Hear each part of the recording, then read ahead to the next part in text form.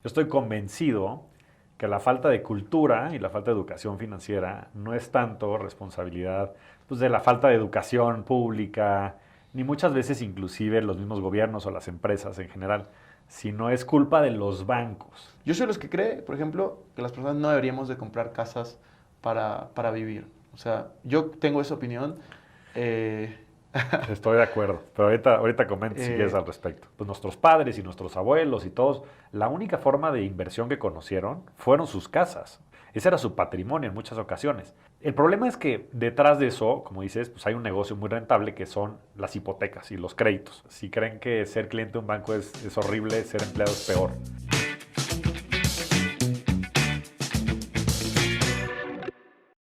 Hola amigos inversionistas, bienvenidos a un nuevo episodio en este podcast o canal de YouTube, dependiendo de dónde nos están viendo. Hoy estoy muy feliz, muy agradecido también porque tenemos un súper invitado desde Ciudad de México y en Ciudad de México. Así que hemos venido aquí. Javier, ¿qué tal? ¿Cómo estás? Bienvenido. Muy contento de estar con ustedes hoy, finalmente conocernos. Ya hemos tenido varias interacciones y feliz de estar aquí en el programa. Javier, normalmente empezamos por las historias, pero estábamos dando algunos datos súper interesantes, así que empecemos por los datos. Cuéntanos, ¿qué datos has conseguido de México, los bancos, lo que está pasando? Porque estaba súper interesante y quiero continuar con eso en cámara. Sí, esa es una muy buena manera de empezar, creo que yo, el programa, porque yo estoy convencido que la falta de cultura y la falta de educación financiera no es tanto responsabilidad pues, de la falta de educación pública, ni muchas veces inclusive los mismos gobiernos o las empresas en general, sino es culpa de los bancos. Y esto lo digo porque en el caso de México, pues hay 7 grandes bancos que tienen un oligopolio, básicamente un monopolio, pues de todos los clientes, tienen más del 95% de los clientes, créditos, saldos, etcétera. Y desafortunadamente, su modelo de negocio inhibe que exista una cultura y una educación financiera que beneficie a los mexicanos. Y esto lo puedes ver simplemente viendo los resultados de los bancos. Acaba de reportar resultados BBVA, el banco más grande de México, y no creo que sorprenda a nadie, pero pues tiene como el 40% de las ventas totales del grupo, nada más en México. Tiene el 57% de la utilidad neta del grupo, nada más en México. Y esto es debido a que lo que platicábamos, ¿no? El spread, que es simplemente la diferencia entre la tasa activa, que es la que le cobran a las personas a las que les prestan el dinero, y la tasa pasiva, que es el dinero, la tasa de interés que le pagan a las personas que depositan su dinero, es monstruosa, es de casi el 10%. En un país desarrollado es del 1,5. Entonces estás hablando de 7 veces más caro o 7 veces más rentable, viéndolo desde el punto de vista del banco, que en cualquier otro país. Y el dato más escalofriante de todos es que hay más de 5 millones de pesos, 5 billones en español, pero sería trillion en inglés, que son más de 250,000 millones de dólares, que para ponerlo en contexto, pues es una monstruosidad de dinero, pero son más que las reservas internacionales del país, que están al 0% cuando la tasa de CETES hoy está a más del 11%. Si ese dinero estuviera invertido en CETES, estarías dándole a cada adulto que existe en el país más de 6,800 pesos anuales. O sea, son más de $350 a cada persona, a cada adulto, a cada padre de familia, en un país en donde claramente lo necesitamos. Entonces es paradójico, ¿no? Porque tienes a las grandes instituciones financieras que son las que inhiben la cultura y la educación financiera y que se desarrollen todos los demás mercados y que por ende nos beneficiemos, no nada más como personas, como familias, como ciudadanos, sino como país. Entonces es increíble que existan este tipo de incongruencias en un país como México. ¿Y cuál crees que sea la solución? ¿Cómo crees que se pueda mejorar toda esta situación tan complicada? Pues creo que empieza por nosotros, Cristian, por gente como tú, gente como yo y otros muchos movimientos que podamos generar para ayudarle a la gente a empezar por ser consciente de que esto es un problema. Hay mucha gente que ni siquiera percibe que esto es un problema. Porque dicen, oye, pues perfecto, yo tengo mi dinero en el banco, ¿no? Como todos, como mi tía, como mi prima, como mi papá. ¿Por qué lo habría de hacer de manera distinta? Dicen, no, no, no, invertir no, invertir riesgo, riesgo, riesgo. O no, de esos te roban tu dinero, desaparece. Y sí, sin duda, hay un montón de cosas que después hay fraudes, ¿no? Muy famosos, la gente promete cosas que no son. Pero también hay instituciones financieras y hay productos muy sencillos como son los CETES, Ujú. que son certificados de la tesorería, son bonos emitidos por el gobierno mexicano, que son muy seguros, o sea, inclusive más seguro que los mismos bancos. Claro, Ahorita estás viendo la debacle de Silicon Valley Bank en Estados Unidos, en donde si no hubiera sido por el rescate del Banco Central, hubieran dejado a muchísimas, sobre todo startups, sin sus depósitos, totalmente. por haber tenido el dinero a la vista, porque hay unos seguros que cubren hasta cierto monto, ¿no? En Estados Sí. Unidos son 250. $250,000, en México son cerca de 3 millones de pesos. Y dicen, no, bueno, eso pasa en Estados Unidos, pero en México no. No, ¿cómo no? En México pasó esto con Banco FAMSA hace solo 3 años. O sea, estos precedentes existen en todo el mundo y es real. Entonces, creo que empieza por generar ese conocimiento, generar esa información y distribuirla con personas que no tengamos un conflicto de interés, como tú o como yo, y que podamos hablar libremente. Totalmente. De hecho, este tema de los bancos a mí se me hace muy interesante. Yo cuando hice el MBA hace 2, 3 años, mi proyecto fue hacer un neobanco, y específicamente para Perú. Y ahí fue donde entendí el tema de los spreads. En cuanto a spreads, el país que tenía el spread más grande, o sea, entre lo que te costaba el dinero y a cuánto tú lo dabas, estaba en Brasil. Y tú sabes que justo en Brasil estaba el neobanco más grande de Nubank. Nubank. Entonces, no es como coincidencia que hay como empresas que están entrando. El segundo país donde había un mayor spread era Perú. Después estaba Colombia y México. Ya. Entonces, Perú tiene también un spread súper grande y ese es un problema real.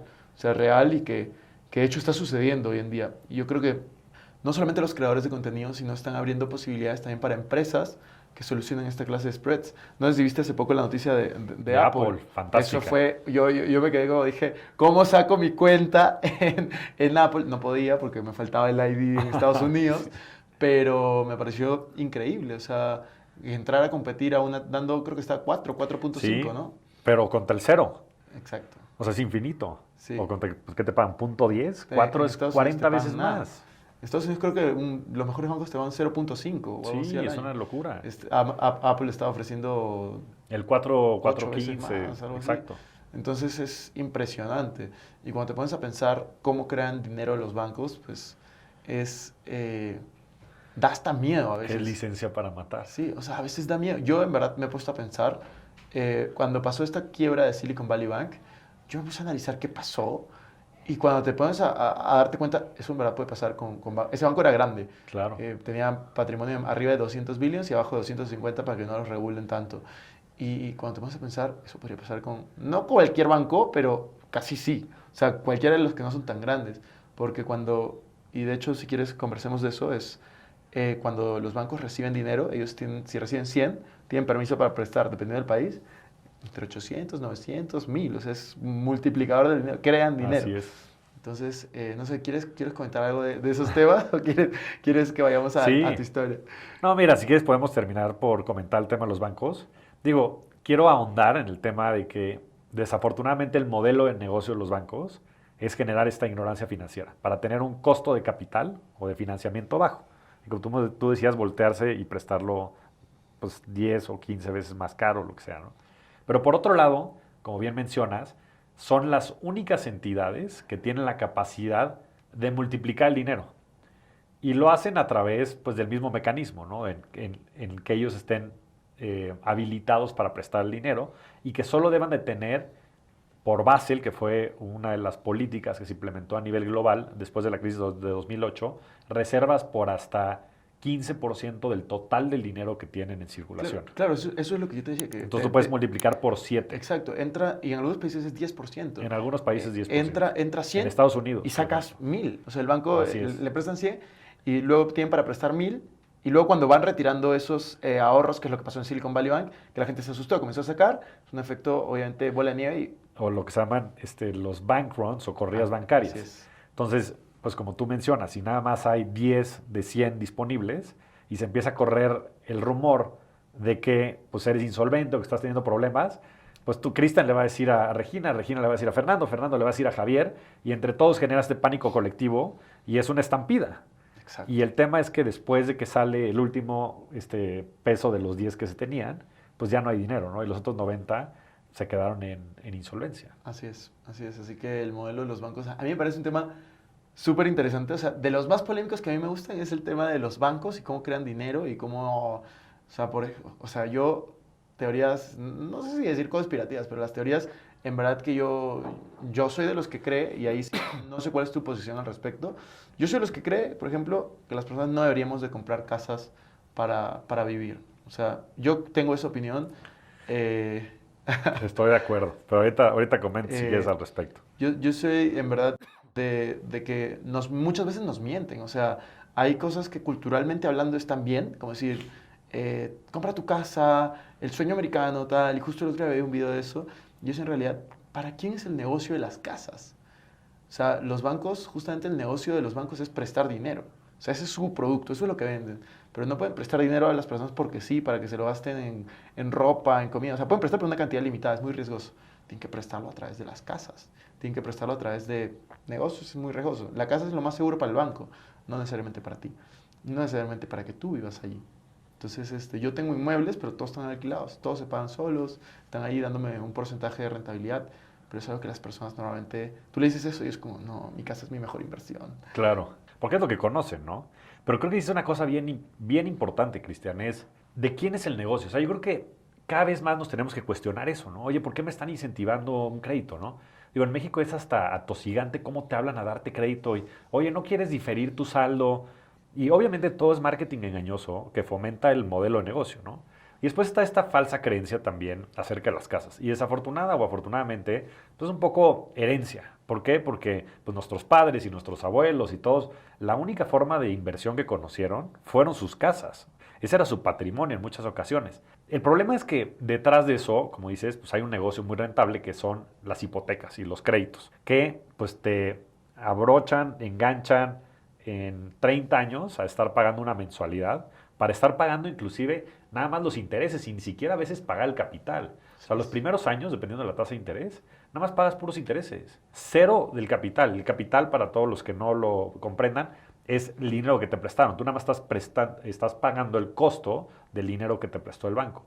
Y eso hace pues, que se genere toda una economía de mercado alrededor pues, de los bancos, de los créditos, que pues, básicamente te tienen esclavizado por 30, 20, 15 años, cobrando una rentita, como si fuera una suscripción de Netflix. Y la verdad es que en muchos casos no hace ni siquiera sentido desde el punto de vista financiero.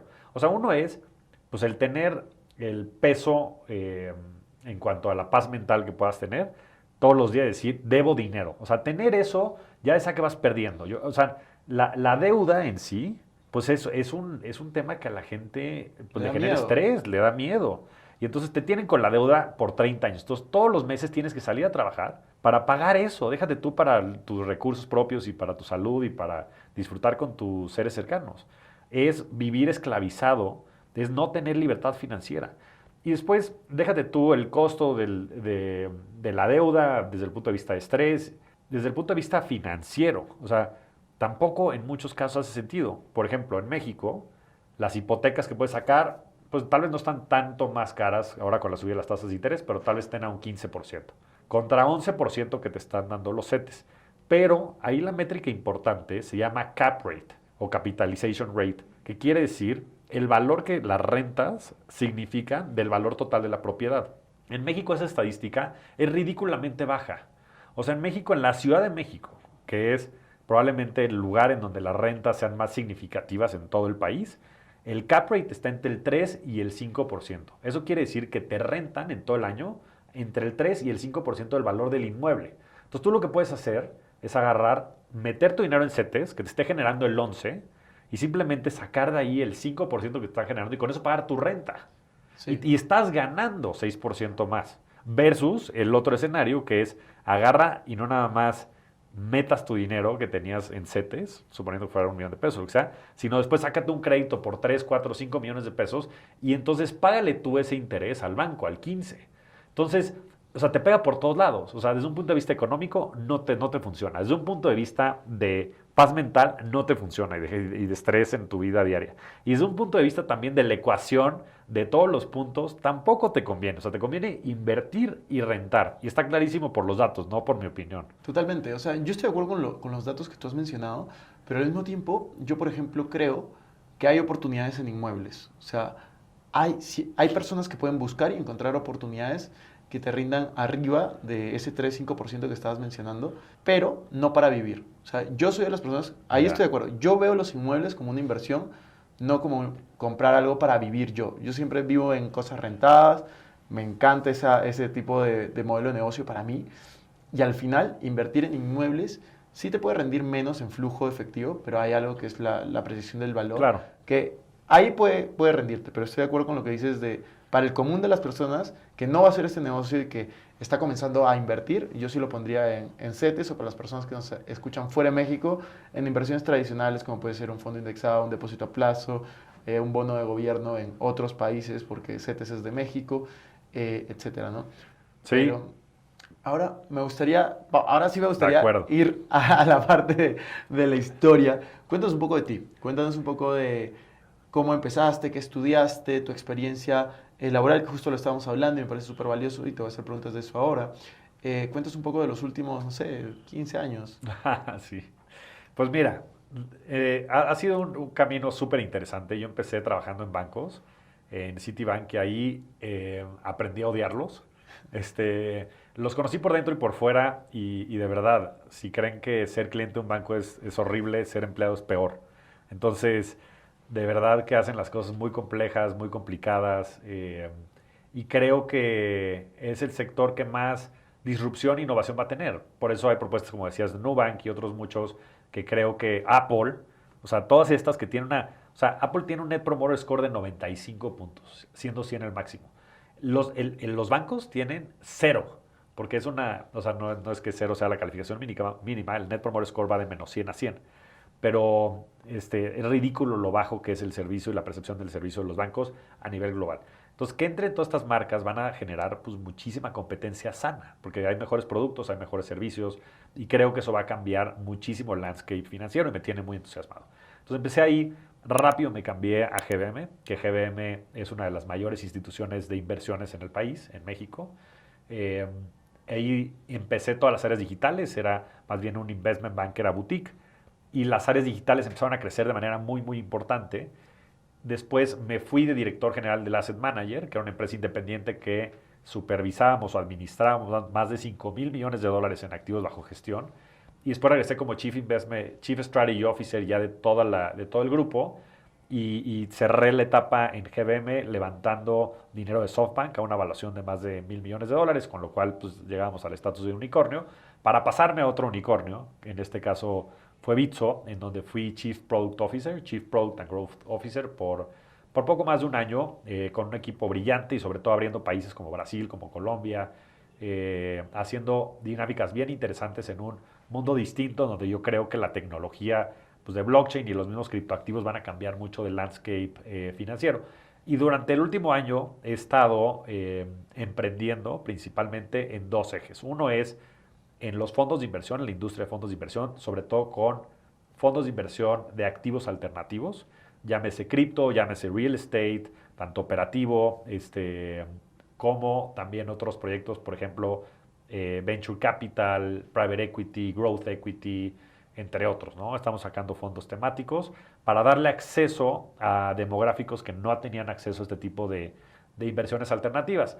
Creo yo que las inversiones en bolsa y en otros, si bien no están donde deberían de estar, van en el camino correcto. Hoy GBM tiene más de 4 millones de cuentas, eh, y también CETES y otros productos han democratizado en cierta medida todo eso. Buenísimo. ¿Y qué es lo que se viene para ti? Ahora vamos a hablar de la parte de creación de contenido, pero para cerrar esta parte de como emprendedor que está viniendo, ¿no? Pues yo veo un gran problema, que es este tema de la ignorancia financiera, y veo un gran problema en que la gente no invierte. Y como decías tú, en lo único que invierten es en sus casas en las que viven. Y creo que ese es un error, porque creo que si lo ves como inversión hay muchísimos ángulos que puedes aprovechar. Pues desde viviendas que sean más bien para rentas de turismo, otros arbitrajes que puedas hacer de precios, mismo jugar con las valuaciones de los inmuebles, porque no es lo mismo quedarte un inmueble 30 años, que además lo debes, a que como tú decías, pues estés jugando con las valuaciones, etcétera, ¿no? Entonces, sí creo que el tema de real estate es una gran oportunidad si se sabe invertir en él, pero creo que el modelo de vivir en el real estate no es el modelo más óptimo desde el punto de vista financiero. Entonces, es el único medio a través del cual invierten los mexicanos. En su propio patrimonio lo invierten en sus hogares.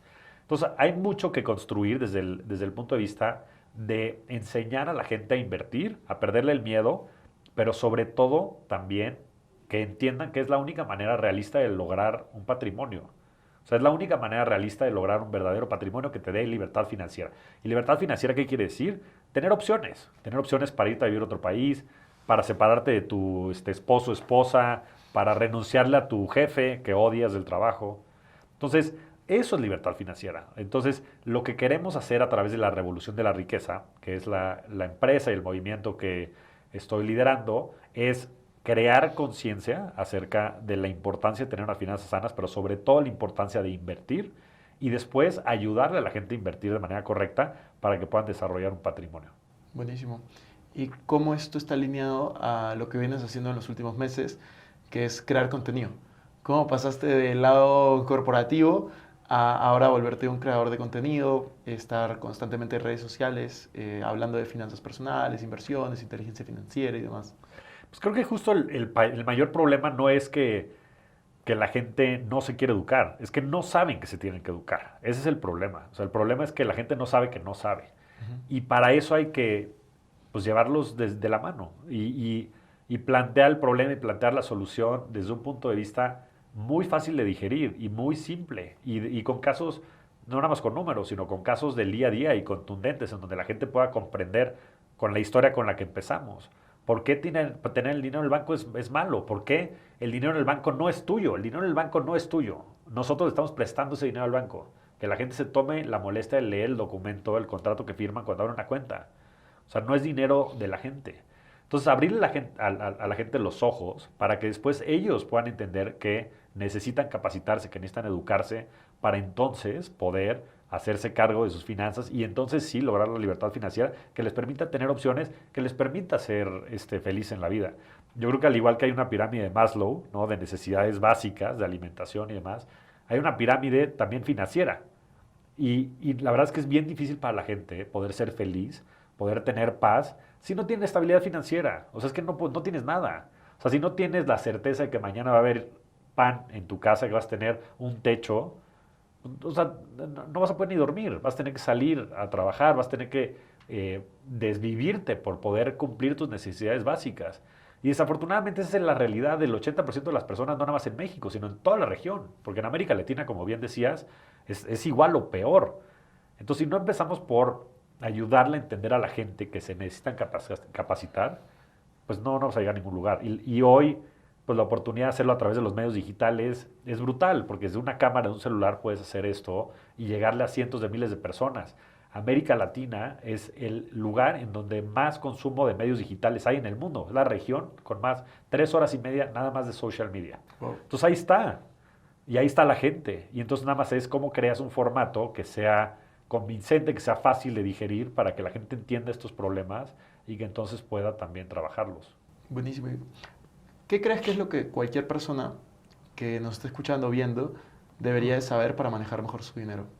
O sea, yo creo que son cosas básicas que desafortunadamente no se enseñan ni en la escuela, pero entender sobre balances generales, estados de resultados, pero no me estoy yendo a la parte técnica, sino simplemente a que entiendan, como decía el libro de Padre Rico, Padre Pobre, o sea, la diferencia entre activos y pasivos, la diferencia entre ingresos y egresos. Es que suena hasta a veces ridículo, pero la verdad es que creo que es lo más importante, que tengan las bases, ¿no? Y sobre eso que puedan después empezar a construir, que entiendan cómo funcionan los distintos integrantes de los sistemas financieros, ¿no? O sea, pues yo creo que un banco es necesario tener un banco. O sea, bueno, más bien, como decía Bill Gates, no es necesario tener un banco, pero sí es necesario hacer banking. O sea, tiene que haber agentes que hagan préstamos, ¿no? Porque los préstamos ayudan pues a financiar otros muchos proyectos productivos, como tú decías, pues más bien empresas o otro tipo de inversiones y no tanto crédito al consumo, que creo que no sirve de nada. Pero para eso sirven los bancos. Ahora, tendría que estar asociado a un costo de financiamiento alto. O sea, inversionistas sofisticados deberían decir al banco, oye, está bien, yo te presto la lana al 12% y tú préstala al 15%. Y tú haz mejor tu trabajo entonces de due diligence o de análisis, a ver quién le vas a prestar el dinero. Claro. Pero la verdad es que ahorita es muy complaciente todo el sector. por la falta de información que existe. Entonces, para eso sirve el banking o la banca, ¿no? Pues están las casas de bolsa, que las casas de bolsa son custodios y simplemente ayudan a intermediar productos y servicios financieros, ¿no? Como pueden ser las acciones, los fondos de inversión y otro tipo de instrumentos, ¿no? Tipo de cambio, dólares, otro tipo de divisas. Y aseguradoras, por ejemplo, ¿no? Fondos de pensiones, hay distintos jugadores. Y creo que simplemente ayudándoles a entender cómo cada uno de estos les ayuda a ellos a cumplir con sus necesidades, pues también es una súper ventaja, ¿no? Y digo, por último, la importancia de invertir. O sea, invertir tiene un secreto que se llama el interés compuesto. Y el interés compuesto hace que el dinero crezca de manera exponencial en vez de manera lineal. Lo que sucede es que si tú inviertes $100 al 10%, pues el primer año vas a ganar $10, ¿no? Y es una matemática muy sencilla. Pero si le preguntas a la mayoría de la gente, te van a decir que vas a duplicar ese dinero en 10 años, porque van a hacer las matemáticas, van a decir, bueno, me gané $10, si divido 100 entre 10, me va a dar 10 años. Pero es incorrecto, porque para el año 2 vas a tener una base de $110. Entonces, el rendimiento del segundo año va a ser 11. Y así sucesivamente, en 7 años vas a duplicar el dinero en vez de 10. Y después cuando pases de 200 no vas a pasar a 300, vas a pasar a 400, y a 800 y a 1600. Y se vuelve exponencial y casi que vertical la curva.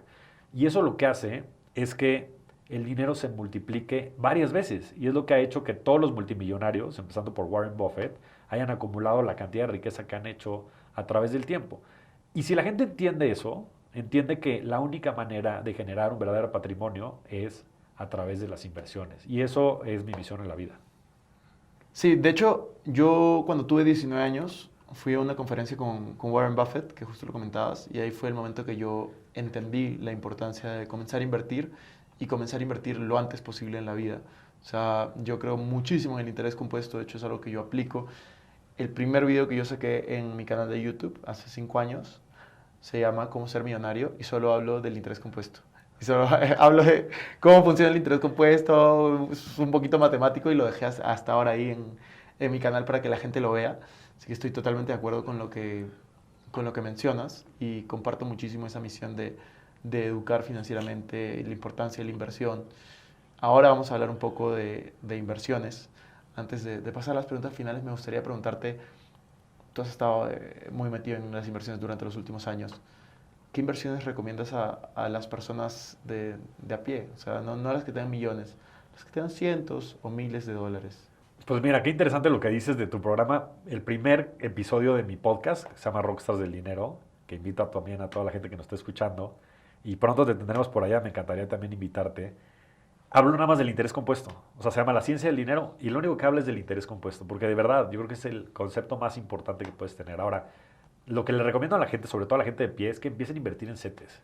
O sea, la verdad, en México existe muchas opciones, sobre todo CETES Directo, que es una aplicación misma del gobierno, en la que puedes invertir hasta 10 millones de pesos con un par de clics. O sea, es impresionantemente fácil. Y lo mismo en los demás países, ¿no? En Colombia, por ejemplo, he participado con varios grupos por allá, con el equipo de Mis Propias Finanzas, que les mando también un gran saludo. Sí, los Grandes tipos, Caro y Juanpa. Los CDTs, ¿no? Sí, CDTs son. Los depósitos directos. Exacto. O CDAs. Certificado de depósito o algo así, creo que son. Sí. No me acuerdo. Pues son fantásticos, o sea, son lo mismo, pero los bancos. Entonces, esa es la manera de fondear los bancos. O sea, los bancos se deberían de fondear con un costo de fondeo de eso, de 14, 15%, que es lo que te pagan estos pagarés. En México se llaman pagarés. Pero es la versión de ¿cómo se llama el instrumento de Colombia? Creo que son certificados de abono. Bueno, pues sí puede ser CEDAS, creo que si no me equivoco. En fin, y eso es lo que deberíamos de hacer. O sea, exigirle al banco que nos paguen lo que nos tienen que pagar. Al final del día, la tasa de interés de CETES es una referencia. Es una referencia para todos los mexicanos para que entiendan, y para toda la gente en Perú también, la tasa de referencia en Perú y en Estados Unidos y en Colombia, que ese es el costo del dinero. O sea, tiene que estar por arriba lo que tú vayas a prestarle a la gente.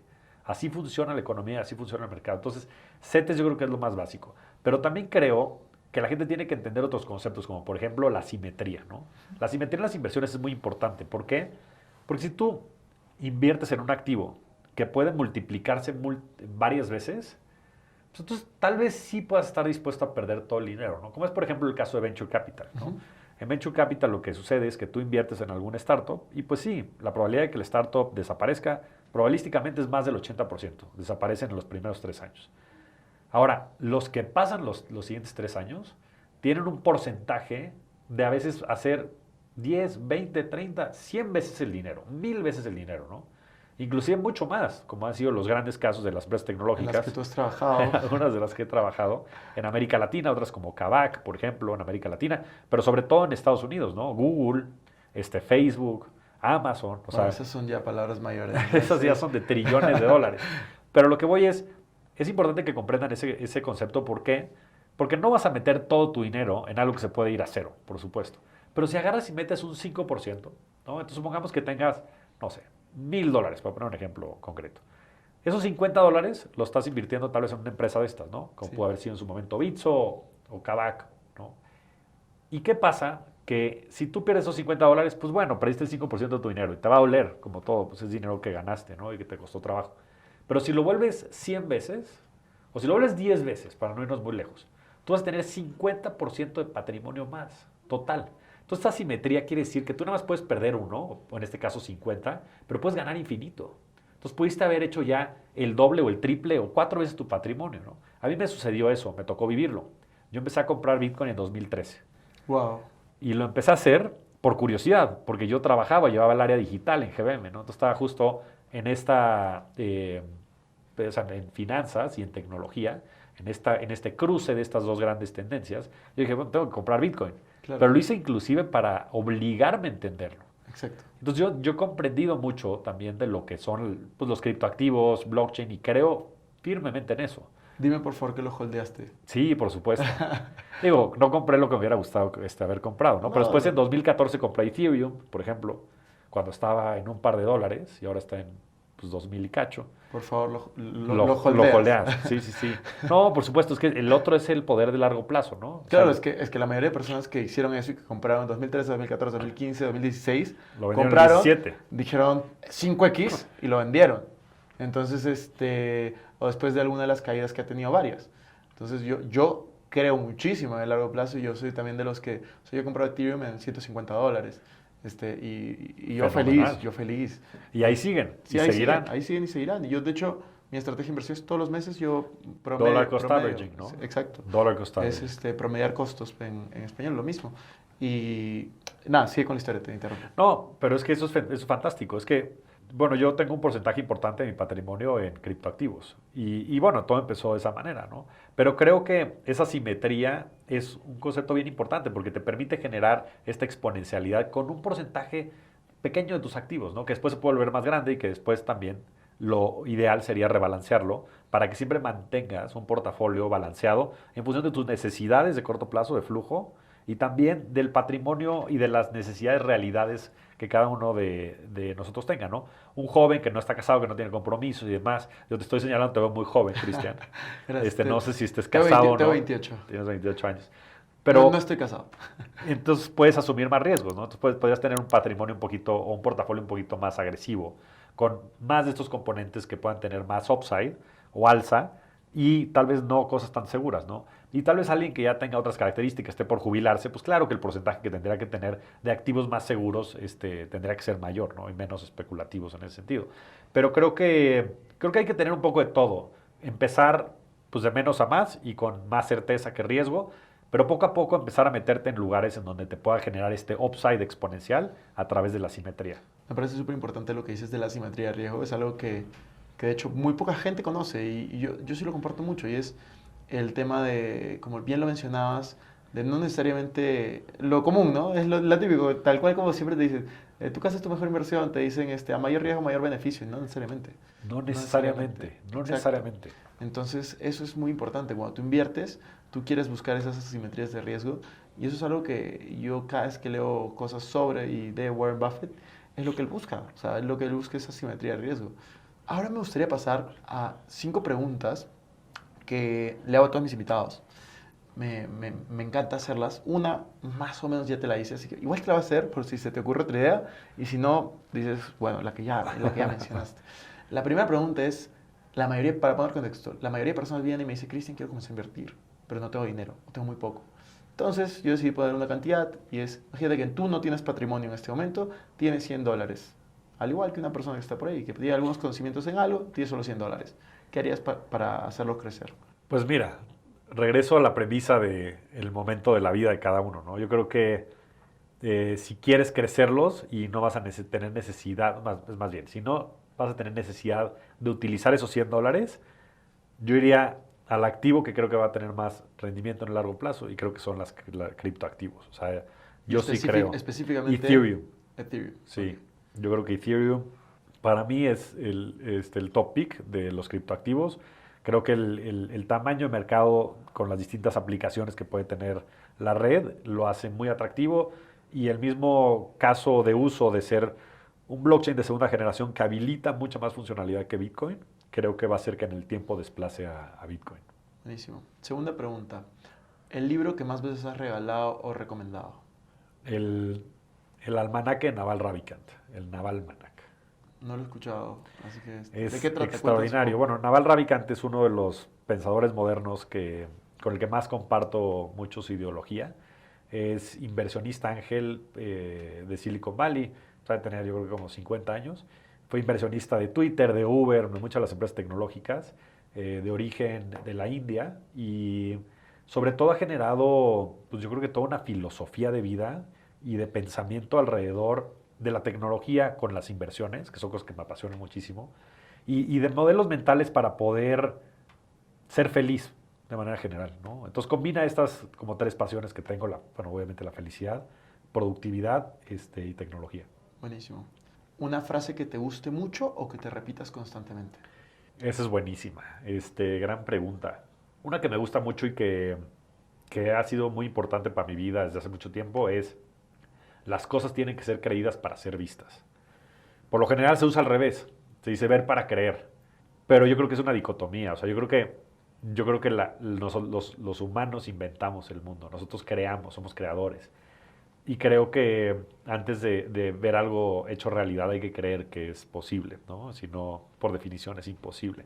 Entonces yo creo muchísimo en las historias y en poder compartir mis pensamientos y mis creencias a la gente, porque creo que de esa manera se hacen realidad. Entonces creo que pues, pequeños grupos de personas que creen firmemente en algo son los que cambian al mundo.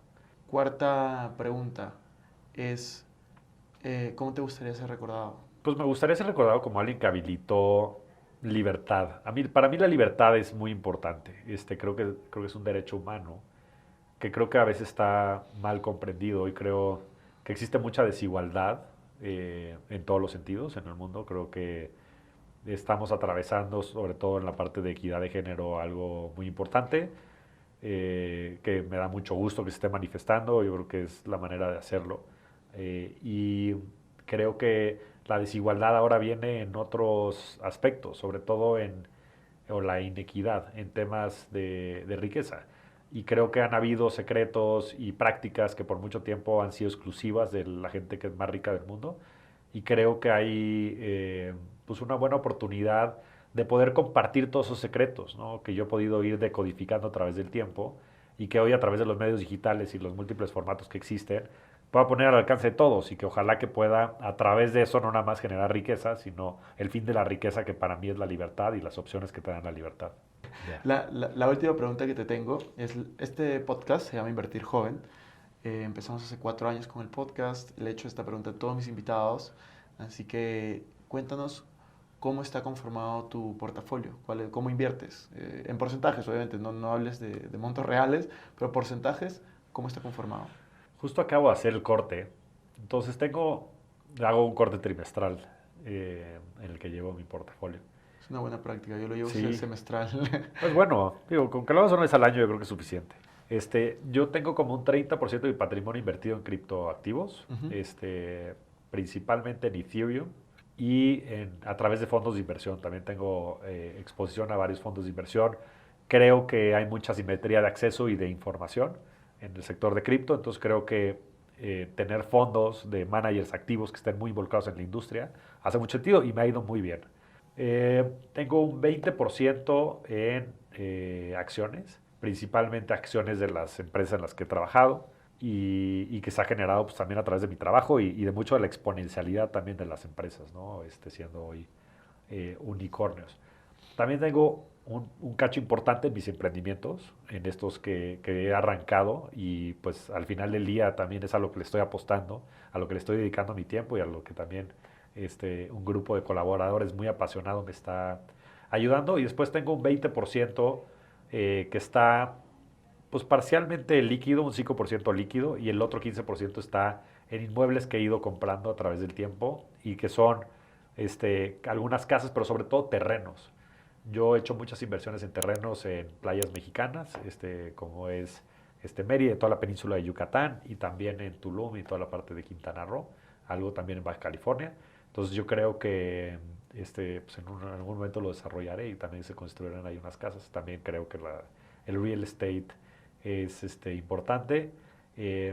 Bueno, y también de un cachito, tal vez el 30% de mi empresa no sería 30, sino 20, de inversiones ángeles. Soy un ávido inversionista ángel, tengo como 25 inversiones que he hecho de manera directa. 25. Ajá. Y soy board member de 6 de las empresas.